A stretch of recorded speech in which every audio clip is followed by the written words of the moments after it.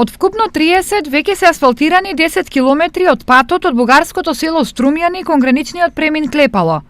Градежната механизација е на терен и се очекува да се продолжи со работа со интензивно темпо. До крајот на годината ќе биде завршен. До крајот на годината ќе биде завршено асфалтирањето на 24 километри од делницата.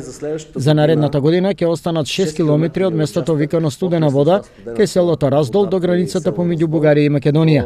Во моментов се работи на проектирање токму на тие 6 километри. Точно тези 6 километра. Според градоначалникот Илиев, сите градежни активности на оваа делница ќе завршат до крајот на идната година. И в 2020 година да можеме да откриеме граничниот пункт. Се надеваме дека граничниот пункт ќе се стави во функција во 2020 година со подршка од двете влади на Македонија и Бугарија. Морам да кажам дека има добра соработка меѓу вашето Министерство за локална самоуправа и нашето за регионален развој. И токму тоа допринесе за напредок на овој долго очекуван проект.